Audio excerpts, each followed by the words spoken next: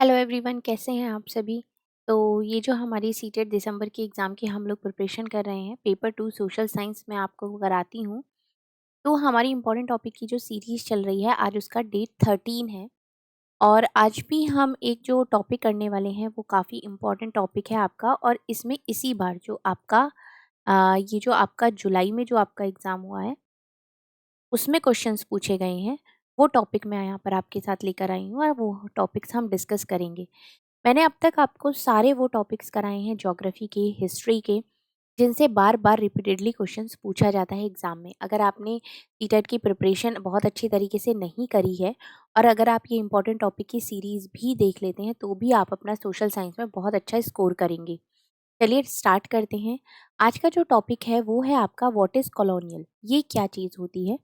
जब जैसे कि आपने देखा होगा, जब ब्रिटिश लोग आए थे इंडिया में, उन्होंने किस तरीके से अपना एस्टेब्लिशमेंट किया, किस तरीके से उन्होंने नवाब और राजा जितने भी हो गए उनके ऊपर राज करना शुरू किया, इकोनॉमी के ऊपर कंट्रोल करना स्टार्ट किया, या उन्होंने रेवेन्यू कलेक्ट करना स्टार्ट किया, जिससे जितने भी उनके एक्सपेंसेस थे उन सबको वो मीट करा सकें।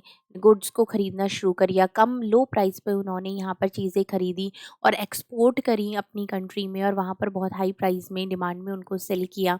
तो ये जितने भी सारे चेंजेस हुए थे, उसके बारे में आप समझेंगे इसमें। और दूसरा एक चीज़ और है कि जितने भी रूल्स हो गए, उनकी वैल्यूज़ हो गई, कस्टम्स हो गए, प्रैक्टिसेस हो गई, वो सारी चीज़ें भी उन्होंने हमारी कंट्री में करना स्टार्ट किया। तो ये जितनी भी सारी चीज़ें होती हैं, जब किसी एक कंट्री में के अंदर दूसरी कंट्री के थ्रू जब चेंजेस होने स्टार्ट हो जाते हैं उस कंट्री के अकॉर्डिंग, चाहे वो पॉलिटिकली हो, चाहे वो इकोनॉमिकली हो, चाहे सोशल है, चाहे कल्चरल चेंजेस हैं, तो उसको क्या बोला जाता है, उसको कोलोनाइजेशन बोला जाता है। ठीक है।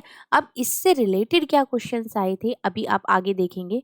पहले इस पीरियड में जितना वुमेन वाली जो एक कंडीशन थी उसके बारे में हम समझेंगे, जैसे कि girls begin going to school, girls ने स्कूल जाना शुरू कर दिया था। Many of the reformers felt that education for girls were necessary in order to improve the condition of the women.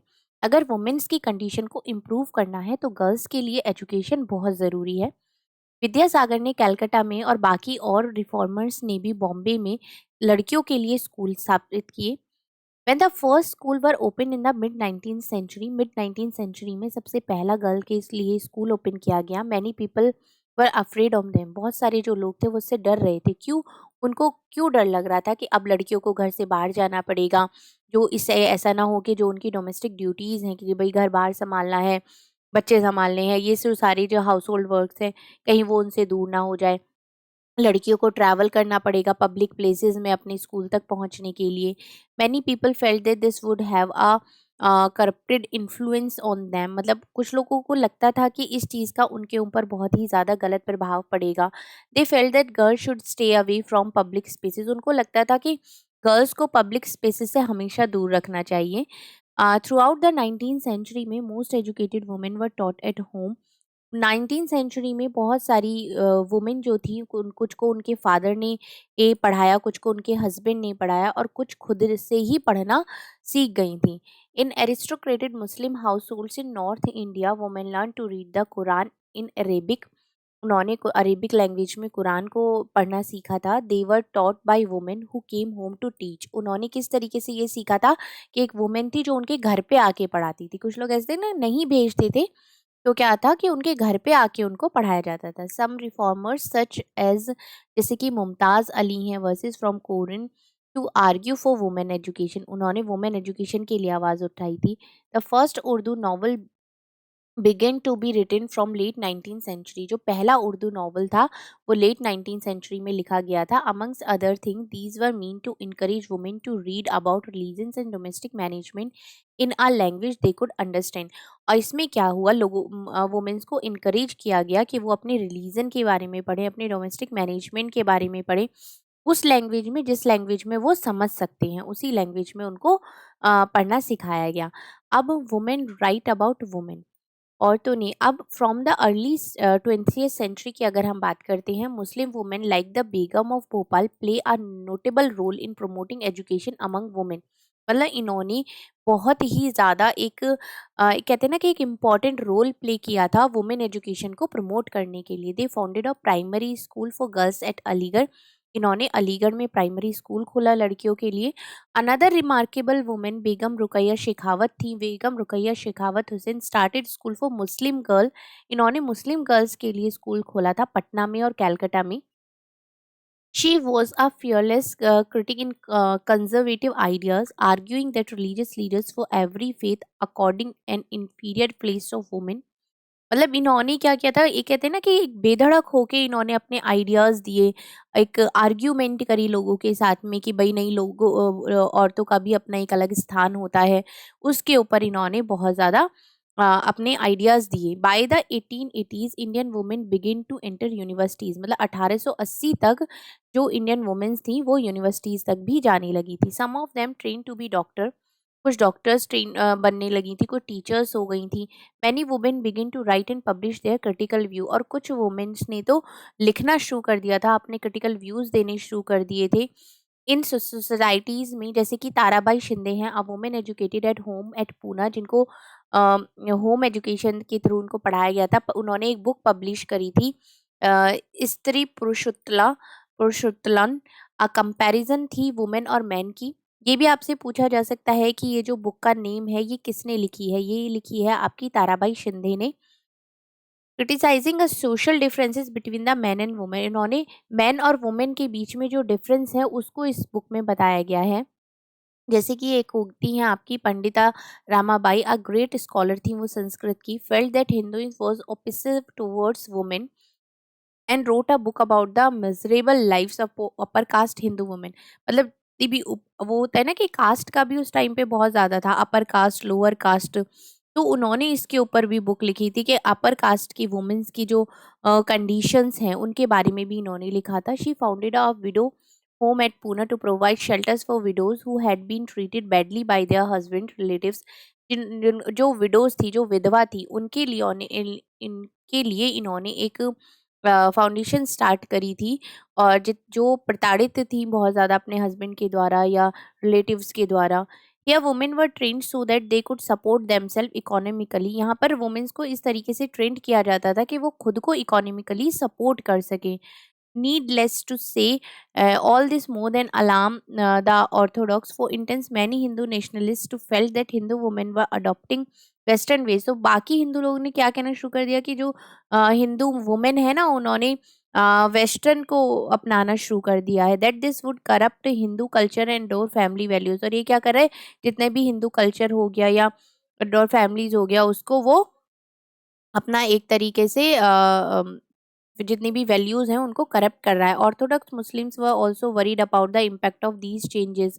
अब as you can see by the end of 19th century, अगर आप देख सकते हैं कि 19th सेंचुरी के end तक women themselves work actively working for reform.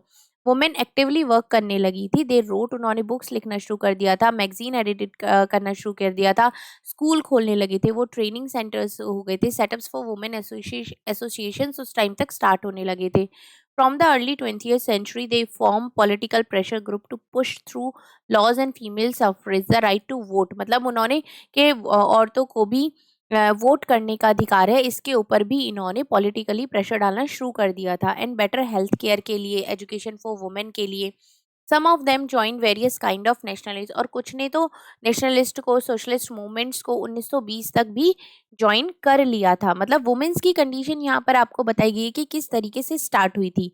In the 20th century की अगर हम बात करते हैं, लीडर्स जैसे कि जवाहरलाल नेहरू जी हो गए and Subhash Chandra Bose ji, lent their support to demand for greater quality and freedom for women. इन्होंने वुमेन को बहुत सपोर्ट किया था उनकी इक्वालिटी के लिए और वुमेन की स्वतंत्रता के लिए। नेशनलिस्ट लीडर्स प्रॉमिस, इन्होंने प्रॉमिस भी किया था कि जब देश आज़ाद हो जाएगा तो उसके बाद ये मेन और वुमेन को कोई सफ़र नहीं करना पड़ेगा। However till they asked women to concentrate on anti British struggle, और उसके भी इन्होंने उनको एक तरीके से उनको भी साथ में लिया। बहुत सारी आप वुमेन लीडर्स भी देखेंगे जिन्होंने ये एंटी ब्रिटिश स्ट्रगल में काफ़ी सपोर्ट किया है। अब क्वेश्चन आपका क्या आया था वो आप यहाँ पर देख सकते हैं।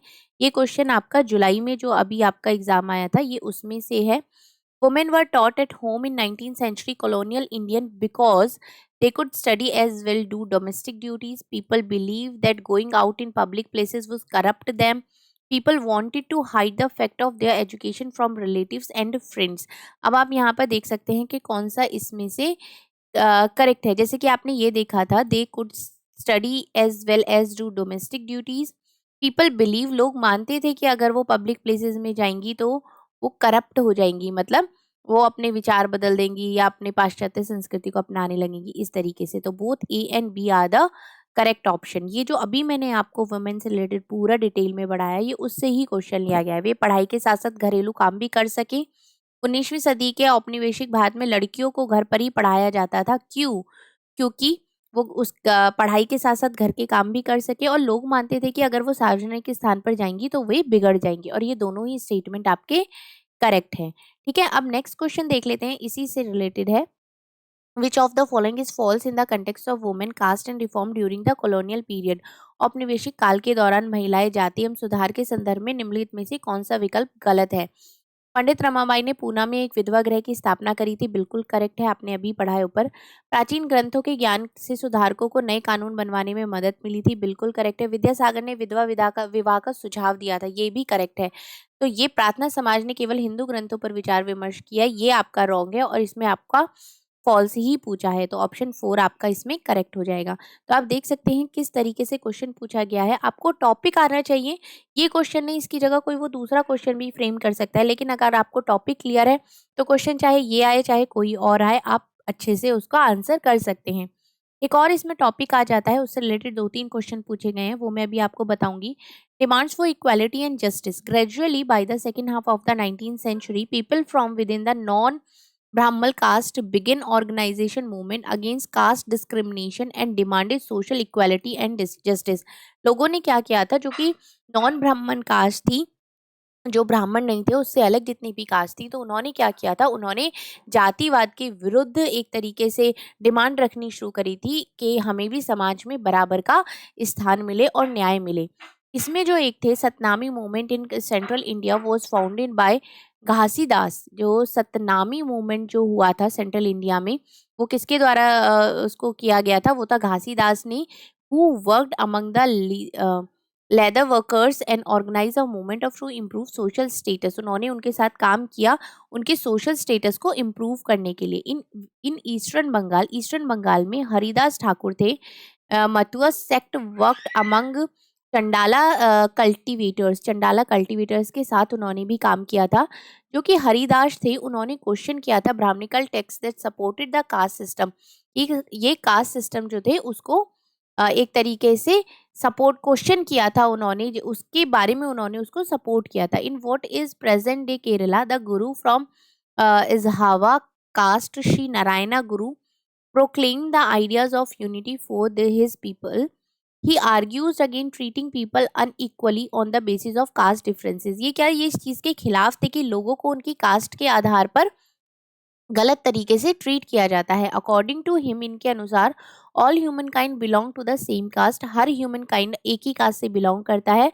One of his famous statement, इनका एक बहुत फेमस स्टेटमेंट था, उरु जाति उरु मतम उरु देवम मनुष्यामनु, one caste one religion one God for humankind. ये इनका एक स्लोगन था। All these sects were founded by leaders who come from non Brahmin caste and worked among them. They try to change those habits and practices which provoke the contempt to dominate caste. They try to create a sense of self-esteem among the subordinate caste। ये है श्री नारायण गुरु की ये image है, आप देख सकते हैं। इन्होंने इस चीज को किया था, सपोर्ट किया था, कास्ट के ऊपर जो लोगों के साथ भेदभाव किया जाता था। अब इससे रिलेटेड क्वेश्चन क्या आया था वो आप देखिए। 19वीं सदी के दूसरे अर्ध तक गैर ब्राह्मण जातियों के भीतर से भी लोग जातीय भेदभाव के खिलाफ आवाज उठाने लगे थे और सामाजिक समानता और न्याय की मांग करते हुए आंदोलनों की शुरुआत हुई थी। बिल्कुल करेक्ट है। मध्य भारत में सतनामी आंदोलन की शुरुआत घासीदास ने की थी। अभी आपने देखा यहाँ पर, ये रहा, सतनामी आंदोलन की शुरुआत किसने करी थी, घासीदास ने करी थी। जिन्होंने चमड़े का काम करने वालों के बीच काम किया था, उनको संगठित किया और उनकी सामाजिक स्थिति में सुधार के लिए आंदोलन किया था। ये दोनों ही करेक्ट हैं और जो एग्जाम्पल है वो भी बिल्कुल करेक्ट है। आप देख सकते हैं किस तरीके से क्वेश्चन पूछा गया है। अब ये जो क्वेश्चन आए हुए हैं ये आपके इसी जुलाई में पूछे गए हैं।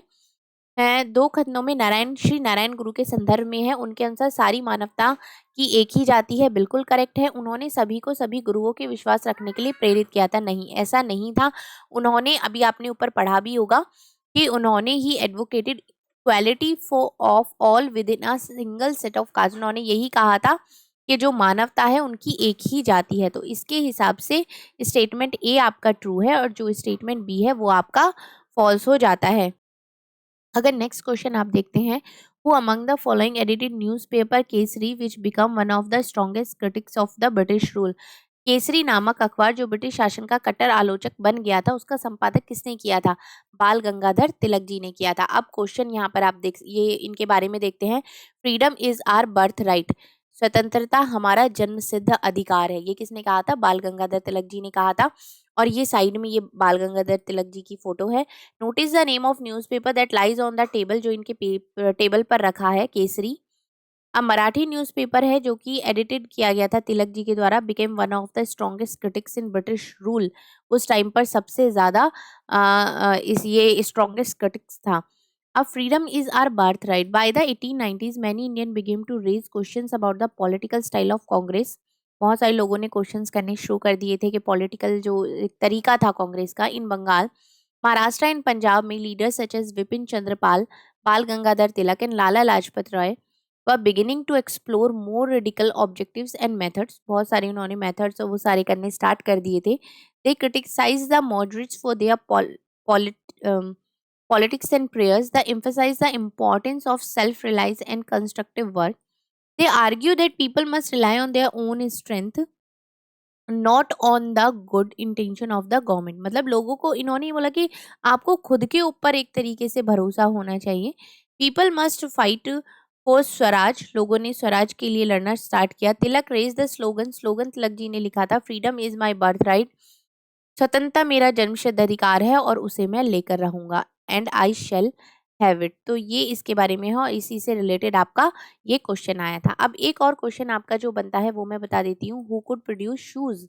शूज, लेदर के शूज का उस टाइम पर काफी हुआ था, जैसे कि लेदर वर्कर्स इस तरीके से काम करते थे। देख सकते हैं आप पर्सनैलिटी उस टाइम के लोगों की। Leather workers have been traditionally held in contempt since they work with dead animals which are seen as dirty and polluting. During the first world war के बाद में however there was a huge demand of the shoes, जो जूतों की बहुत ज़्यादा demand बढ़ गई थी। Caste prejudice against leather work mean that they only the traditional leather workers, ये ट्रेडिशनल लेदर वर्कर्स हैं, शू मेकर्स हैं, were ready to supply army shoes, so they could ask for high price and gain impressive profit. अब यहाँ पर इससे related जो आपका question आया है वो मैं आपको दिखा देती हूँ। पहले विश्व युद्ध के दौरान सेना के लिए जूतों की जबरदस्त मांग पैदा हो गई थी, बिल्कुल करेक्ट है। सामान्य जातियों के गरीब लोगों ने इस अवसर को देखा और सेना हेतु जूती आपूर्ति के लिए तैयार हो गए थे। ऐसा नहीं है अगर देखा जाए तो, क्योंकि उस टाइम पे फ्रीडम तो थी नहीं ना, तो उनके लिए तो एक तरीके से मजबूरी वाले काम थे ये। तो इसमें आपका ऑप्शन ए करेक्ट है और ऑप्शन बी आपका रॉन्ग हो जाता है। एक और क्वेश्चन है जो यहाँ से आया गया है, the Indian National Congress in the early years raise a number of economic issue against the British. जैसे कि आरंभिक वर्षों में भारतीय राष्ट्रीय कांग्रेस ने अंग्रेजों के खिलाफ बहुत सारे आर्थिक मुद्दे उठाए। कांग्रेस का कहना था कि भारत में ब्रिटिश शासन की वजह से ही गरीबी और अकाल पड़ रहे हैं। इनसे मांग की या लगान कम किया जाए, कि फौजी खर्चों में कटौती की जाए, इनसे सिंचाई के लिए अधिक अनुदान की मांग की जाए, इनसे मनोरंजन कर के खिलाफ आवाज उठाई। अगर हम बात करते हैं तो सिर्फ ये तीनों ही ऑप्शन करेक्ट होते हैं आपके, क्योंकि मनोरंजन की बात तो कहीं पर है ही नहीं। तो 1, 2 एंड 3 आपका करेक्ट ऑप्शन हो जाता है। तो आप देख सकते हैं कि किस तरीके से टॉपिक्स हैं और कहाँ कहाँ के टॉपिक लिए गए हैं जिनसे डायरेक्टली क्वेश्चन आपके पूछे गए हैं। अगर आप टॉपिक भी कवर कर लेते हैं तो क्वेश्चन फिर चाहे कहीं से भी पूछा जाए आप उसका इजीली आंसर कर सकते हैं। तो चलिए, ये यहाँ पर आपके हिस्ट्री के बहुत सारे टॉपिक्स हो गए हैं। अभी 3 डेज हैं आपके बाकी, उसमें मैं आपको पॉलिटी के जितने भी आपके टॉपिक्स हैं वो मैं सारे कवर कराऊंगी। और उसके बाद ये आपकी इंपॉर्टेंट टॉपिक में की सीरीज खत्म होने के बाद मैं आपको पूरे पूरे कंप्लीट क्वेश्चन पेपर्स कराऊंगी, जिससे जो आपकी एक तैयारी है वो और भी एक एडवांस लेवल पर पहुंच जाएंगी। वीडियो अच्छी लगी है तो लाइक भी करें, और अगर आप सीटेट में एग्जाम की प्रिपरेशन कर रहे हैं तो आप हमारे साथ जुड़ सकते हैं। Thank you so much.